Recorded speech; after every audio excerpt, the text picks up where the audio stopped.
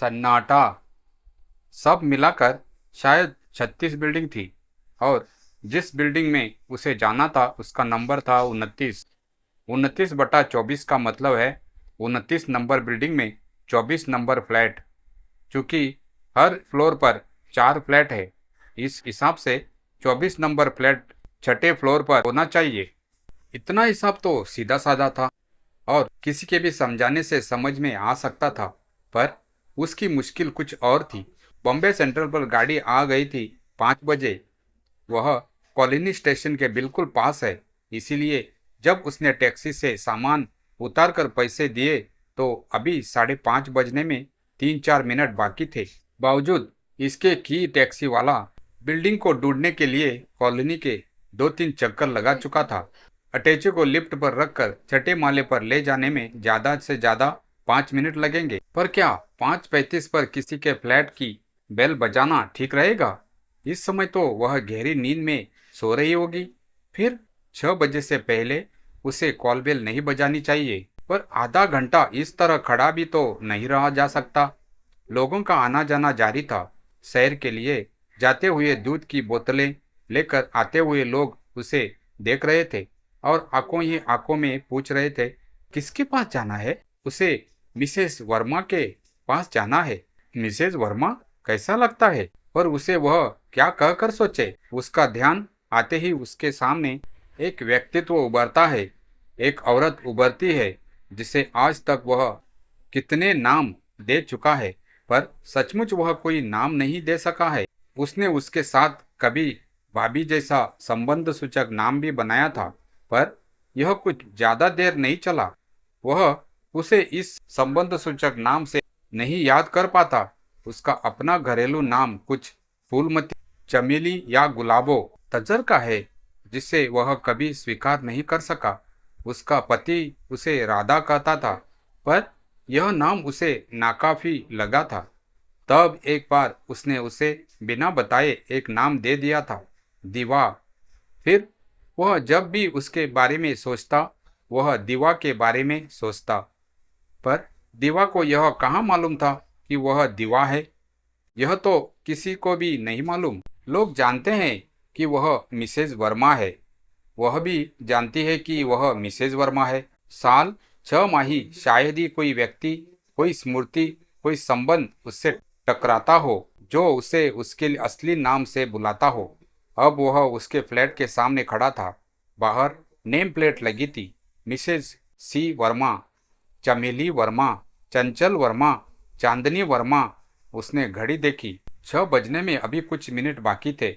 वह कुछ समय और काटने के लिए छठी मंजिल के नीचे सीढ़ियां पर झांकने लगा। घुमावदार सीढ़ियां एक गहरे कुएं की तरह नीचे तक चली गई थी। साथ ही लिफ्ट बार बार ऊपर नीचे आ जा रही थी और उसमें से निकलने वाले उसे घूर घूर कर देख रहे थे। अब 6 बज चुके थे। एक एक पल उसे भारी लग रहा था। उसने कॉल बेल पर अपनी उंगली रख दी। डिंग डिंग डिंग, घंटी बजी, मधुर आवाज में बज उठी थी। वह कुछ क्षण प्रतीक्षा करता रहा। इधर से कोई हलचल सुनाई नहीं दी। उसने सोचा वह सो रही होगी। वह कुछ देर वैसे ही खड़ा रहा। फिर डिंग डिंग डिंग आवाजें पर हैंडल की कुछ खटपट हुई। वह सामने खड़ी थी, हाउस कोट पहने, बिखरे बाल, अलसाया चेहरा, बोझिल पलकें और सूखे ओठ। ओ, वेलकम वेलकम। आज यह सूरज किधर से निकला? श्यामा भी साथ में है ना? नहीं, अकेला आया हूँ। उसे क्यों नहीं लाए? मैंने तुम्हें लिखा था श्यामा को भी साथ लेकर आना। यू स्कॉन्ड्रल, बीवी के साथ लेकर निकलने में शर्म लगती है। अंदर आने दोगी? वह वही खिलखिलाकर हंस पड़ी। कम इन कम इन। वह दाएं मुड़कर उसे ड्राइंग रूम में ले गई। ड्राइंग रूम बहुत बढ़िया सजा हुआ था। पूरे कमरे में गलीचा बिछा हुआ था। डाइनिंग टेबल, मोटे शीशे वाली सेंटर टेबल, बाईं तरफ रखा हुआ रेडियोग्राम, सामने रखा हुआ टेलीविजन तथा डन पल पिलो वाला चमचमाता नया सोफा सेट। वह आतंकित और डरा हुआ सा महसूस करने लगा। वह सोफे पर बैठता हुआ बोला, बहुत अच्छा फ्लैट है तुम्हारा और तुमने इसे सजाया भी खूब है। वह मुस्कुराई। वह परितुष्ट सी मुस्कुराहट झटका देकर उसने आगे लाई लट को पीछे कर लिया। चाय लाऊं? किटी कहाँ है? अपने कमरे में सो रही होगी। वह उठकर किचन की ओर चली गई।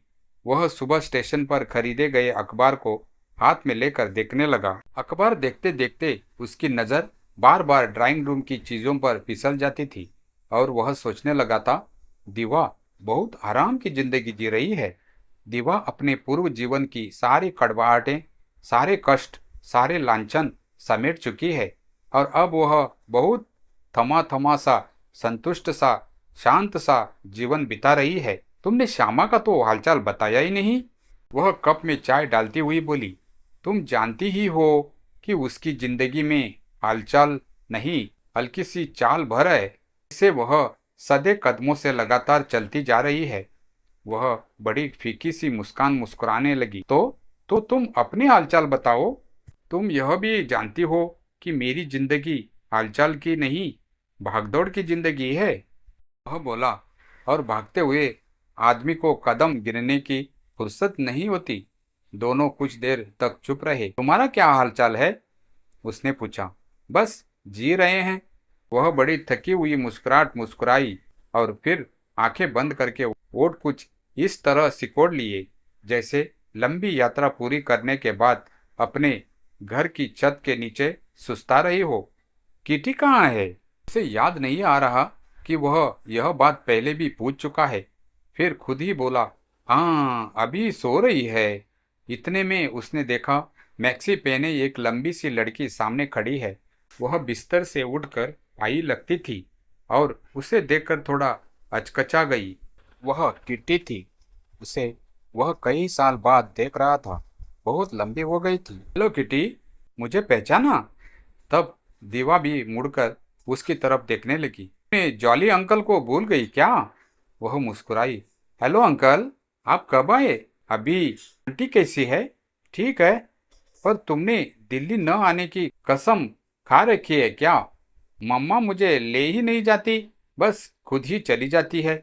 मैं नहीं ले जाती, दीवा बोली। तेरा खुद ही कहीं जाने का मन नहीं करता? क्या कर रही हो आजकल? वह बीच में ही बोला। गैवेज ट्रेवल में काम कर रही हूँ। पढ़ाई पूरी कर ली? उसे लगा यह बात कहीं बीच में ही अटक गई है। किटी एकाएक अखबार पलटने लगी और दीवा उठती हुई बोली, अच्छा नहा धो लो, मैं नाश्ता बनाती हूँ। 9 बजने वाले हुए तो उसने देखा दीवा भी तैयार है, किटी भी तैयार है। दोनों के हाथों में चाबियों के गुच्छे झूल रहे हैं। दोनों ही बार बार अपनी साड़ी की सलवटों या चुनौटों पर हाथ फेर रही है। दोनों अपनी लिपस्टिक को एक सुर कर रही। हमारे पास अपनी अपनी चाबी है, दीवा बोली। यह तीसरी चाबी तुम संभालो, ठीक से बंद करके जाना। रात को जब वह वापस आया तो दीवा घर आ चुकी थी। दरवाजा खोलकर वह पीछे हटी तो उसे एक भभका सा पीछे हटता हुआ महसूस हुआ। फ्लैट के अंदर आने पर लगा सिगरेट का धुआं इधर उधर तीर रहा है और सारे फ्लैट में एकदम खामोशी छाई है। कहाँ घूमते रहे सारा दिन? आज का सारा दिन तो चंदर को ढूंढने में ही निकल गया, वह बोला। वह अब कल्याण कैंप में रहता है। तेज और चिलचिलाती धूप में उबड़ खबड़ और चित्रे बिखरे कल्याण कैंप में जो मीलों में फैला हुआ है। उसका घर ढूंढने के बाद लगा जैसे कोलंबस की तरह मैंने किसी नई दुनिया का पता लगा लिया है। खाना खा आया हूँ। चंदर की बीबी पराठे बहुत अच्छे बनाती है। ऊपर की ओर उठी हुई खामोशी फिर धीरे धीरे नीचे सरकने लगी। वह उठकर अपने बेडरूम की ओर गई और वापस आई तो उसके हाथ में सिगरेट की डिब्बी और दिया सलाई थी। पास के सोफे पर बैठकर उसने सिगरेट जलाई और पीने लगी। तभी एकाएक उसे लगा उसे किटी के बारे में पूछना चाहिए। किटी भी अभी तक आई नहीं। शायद अपनी सहेलियों के साथ मूवी देखने चली गई हो, वह उबासी लेते हुए बोली। वह उसे एकटक देखने लगा। उसे लगा दीवा किटी के बारे में बहुत उदासीन है या बहुत निरपेक्ष है। किटी अब काफी सयानी हो गई है, वह बोला। हाँ, वह बोली, जैसे यह तो होना ही था। उसकी शादी वादी के बारे में तुमने क्या सोचा है? अपनी शादी के बारे में वह खुद सोचेगी, दीवा ने बची हुई सिगरेट को रागदानी में दबाते हुए कहा। जब जहां जिससे चाहेगी शादी कर लेगी। वह सोचने लगा। उसे लगा किटी अपने किसी बॉयफ्रेंड के साथ मूवी देखने गई होगी। फिर उसे लगा किटी बहुत सीधी है, बहुत मासूम। क्या वह जब जहां जिससे की स्थिति का सामना कर सकेगी? इतने में बेल हुई। दीवा बड़ी आलसाई सी उठी। दरवाजा खुलने, किसी के अंदर आने की और फिर दरवाजा बंद होने की आवाज आई। दीवा आकर फिर अपनी जगह बैठ गई। किटी आ गई? उसने पूछा।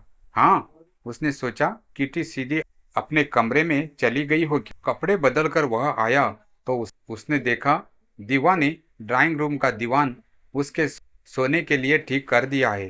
पीने के लिए पानी रख देती हूँ, कहती हुई दीवा पानी लेने चली गई। वह बेड पर बैठकर कमरे की एक एक चीज को घूरने लगा। Television, radiogram, dining table, sofa set, सब निर्जीव चीजें अपनी अपनी जगह पर थी। किसी को एक दूसरे से कोई मतलब नहीं था। वह सोचने लगा, क्या इस कमरे में इन चीजों की पोजीशन को बदला जा सकता है? डाइनिंग टेबल वहां न रखकर उस दीवार के साथ रख दिया जाए तो कैसा रहे? सोफा सेट उधर रखा जा सकता है, दीवान उधर खिसकाया जा सकता है। अखबार देखते देखते उसकी नज़र ड्राइंग रूम की चीज़ों पर फिसल जाती थी और वह सोचने लगा, दीवा बहुत आराम की जिंदगी जी रही है। दीवा अपने पूर्व जीवन की सारी कड़वाहट, सारे कष्ट, सारे लांछन समेट चुकी है और अब बहुत संतुष्ट सा शांत जीवन बिता रही है। टेलीविजन? वह कमरे में इधर उधर देखने लगा। उसे लगा जो चीज जहां है वही ठीक है। दीवा की लर्जती हुई आवाज सुनाई दी। Good morning. नींद मुझे हर जगह आ जाती है। She is very kind to me. वह खिलखिलाकर हंस पड़ी। नाश्ते की टेबल पर उसने कहा, आज नाइट शो के 3 टिकट ले आऊंगा। वह किटी की तरफ मुड़ा। ऑफिस के बाद कहीं जाना तो नहीं? किटी अपने टोस्ट पर बटर लगा रही थी। कहीं खास नहीं अंकल। उसने दीवा की ओर देखा। घर से जरा जल्दी निकल चलेंगे, कुछ देर चौपाटी की सैर करेंगे। फिर वे बातचीत करने लगे। कहाँ कौन सी फिल्म लगी हुई है? अधिकतर फिल्में देखी हुई थी, कुछ दीवा की, कुछ किटी की। तुम लोगों ने साथ साथ कौन सी फिल्म देखी है? एकाएक उसे लगा उसने बड़ी गलत बात पूछ ली है। दीवा के चेहरे पर एक बड़ी रूखी सी मुस्कुराहट फैल गई जो कुछ भयावह सी नजर आ रही थी। किटी का चेहरा भी हल्की सी उलझन से भर गया था। तुम्हारे हाथ के आलू के पराठे मुझे नहीं भूलते। इतने स्वादिष्ट आलू के पराठे मैंने और कहीं नहीं खाए।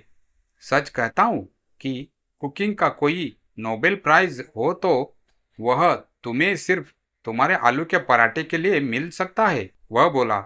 दीवा और किटी हंसने लगी। अंकल, आप बड़े चालाक है। मम्मा को मक्खन लगा रहे हैं ना? पर मम्मा, कितना अरसा हो गया तुमने आलू के पराठे नहीं बनाए। रोज सुबह वही ब्रेड बटर अंडा खा खा कर मैं तो बोर हो गई हूँ। कल नाश्ते में आलू के पराठे बनाऊंगी। दीवा का चेहरा खिल उठा था। किसी कोने में छिपा हुआ मातृत्व उसके चेहरे पर इधर उधर से ताक-झांक करने लगा था। उसने एक स्लाइस पर मक्खन की मोटी परत लगाकर किटी की प्लेट में रख दी। ओ नो मम्मा, मैं नहीं खाऊंगी। डोंट बी सिली, कहकर वह दूसरे स्लाइस पर मक्खन लगाने लगी। वह अखबार पलटने लगा और फिल्मों की बातें करने लगा। 2-3 फिल्में अभी अनदेखी थी, पर उन्हें रिलीज हुए 2-1 दिन ही हुए थे, इसीलिए उनके टिकट मिलने की उम्मीद कम थी। उसने कहा, इनमें जिसके भी टिकट मिले मैं लेता आऊँगा। शाम को वे चौपाटी की रेत पर बैठे हुए थे। एकाएक दीवा बोली, साल 6 माही कहीं एक ऐसा दिन आता है। उसने दीवा की ओर देखा। वह सामने समुद्र में खड़ी एक कश्ती की ओर देख रही थी। फिर वह उसकी तरफ देखने लगी। तब हल्का सा महसूस होता है मेरा भी कोई परिवार है। मैं और किटी माँ बेटी है। वह हंसी और किटी की ओर देखने लगी। किटी मुट्ठी में रेत भर रही थी और उसने अपनी उंगलियों के बीच से निकाल रही थी। कैसी अजीब बात है, हमारे बीच जब तक कोई तीसरा व्यक्ति न आए हमें यह एहसास ही नहीं होता कि हम माँ बेटी है। हमें आपस में बात किए अब तो गुजर जाते हैं। फ्लैट में एक दूसरे की छाया देखकर हमें एक दूसरे के होने का एहसास होता है। अलग कमरे, अलग अलग बाथरूम, टूथपेस्ट भी अलग अलग। कीटी बड़े सुने सुने, बड़े गुमसुम ढंग से उसकी बातें सुन रही थी। ओहो, बेल पूड़ी खाएं? उसने कहा। सब उठकर बेल पूड़ी वाले की तरफ बढ़ लिए। फिर सब धीरे धीरे चलकर लेमिंगटन रोड पर आकर फिल्म देखने लगे। वह किनारे बैठना चाहता था, पर दीवा और किटी ने ऐसी स्थिति बना दी कि वह उनके बीच में बैठा। फिल्म देखकर निकले तो किटी बोली, अंकल आइए, थोड़ी देर के लिए फिर चौपाटी पर चलें। रात को वहां बैठने में बड़ा मजा आता है। उसने दीवा की ओर देखा। चलो ना मम्मा। किटी दीवा से लिपट सी गई। वह हंसी। कल दफ्तर नहीं जाना है? कल की कैजुअल ले लेंगे। वह बहुत उमंग से बोली। और कल सारा दिन अंकल के साथ पिकनिक मनाएंगे। और अंकल, कल के आपके सारे प्रोग्राम कैंसल। दीवा ने उसकी ओर देखा, बड़ी गहरी, बड़ी डूबी, बड़ी मोहक नजर से, जैसे वह नहीं है। वह है। वह किटी का अंकल, किटी का पिता। गाड़ी सुबह 7:35 पर छूटती थी वीटी से। दीवा ने दिन के लिए आलू के पराठे बना दिए थे, साथ में कई अचार और सलाद काट दिया था। सुबह का नाश्ता भी जल्दी जल्दी बन गया था। किटी को भी वह इधर उधर डोलते देख रहा था। किटी बीच बीच में उसे याद कराती थी और कहती थी, मद्रास से आप मेरे लिए कुछ शंख खरीद लीजिएगा। एक तो चौड़े पंजे वाला, पर ख्याल रखिएगा कोई कहीं से जरा से भी टूटा हुआ ना हो। और दूसरे बड़े वाले शंख जो मंदिरों में बजाए जाते हैं। आप तो मद्रास से सीधे दिल्ली चले जाएंगे, वहाँ मेरी चीजें संभाल कर रखिएगा। मम्मा जब अगली बार दिल्ली जाएगी तो उन्हें दे दीजिएगा। तुम दिल्ली नहीं आओगी? उसने दांतों से टोस्ट काटते हुए पूछा। इस बार मैं भी मम्मा के साथ आऊंगी। नहीं, मम्मा के साथ नहीं, अकेली आऊंगी। आप मुझे दिल्ली की खूब सैर कराएंगे ना? सब जगह घुमानी पड़ेगी। दीवा ने चाय की केतली टेबल पर रखते हुए कहा। किटी बेटा, अंकल की गाड़ी का वक्त हो रहा है, तुम जरा सड़क से टैक्सी तो बुला लाओ। किटी टैक्सी लेने चली गई। दीवा उसी के साथ कुर्सी पर बैठ गई। सामान बन चुका था। वह कपड़े पहनकर तैयार था। उसने चाय का आखिरी घूंट पिया और दीवा की ओर देखने लगा। वह सुनी आंखों से मुस्कुराने की कोशिश कर रही थी। उसने उसके दोनों हाथ अपने हाथों में ले लिए। दीवा की आंखें और सुनी हो गई। टैक्सी चली तो दोनों ने हाथ हिलाए और उसने देखा दोनों लिफ्ट की तरफ मुड़ गई है। एक मोड़ लेकर टैक्सी सड़क पर आट गई। सड़कें अभी सुनी थी। सन्नाटा अभी पूरी तरह टूटा नहीं था। मस्त हवा चल रही थी। पीछे छोड़े हुए फ्लैट के कुछ बिंब उसके सामने उभरने लगे। लिफ्ट में दीवा और किटी खामोश है। लिफ्ट से निकलकर दीवा फ्लैट का दरवाजा खोलती है। किटी सीधे अपने कमरे में चली जाती है। दीवा बर्तन साफ करने वाली बाई को डाइनिंग टेबल साफ करने के लिए कहती है। किटी बिस्तर पर लेटकर किसी पत्रिका के पन्ने पलटने लगती है, फिर उठकर नहाने चली जाती है। दीवा अपने कमरे में आकर सिगरेट सुलगाती है और अखबार की सुर्खियां देखने लगती है। फिर वह भी नहाने चली जाती है। बाई टेबल पर नाश्ता लगा देती है, ब्रेड, बटर, अंडे, दूध। फिर 9 बजते हैं। दोनों अपने अपने पर्स संभालती है, अपनी चाबियां के गुच्छे संभालती है, अपनी साड़ियों की चुनौटों पर हाथ फेरती है, लिपस्टिक लगे होठों को शीशे में देखती है और फ्लैट से निकल पड़ती है। उसे सामने वीटी स्टेशन का भव्य भवन दिखाई देने लगा था।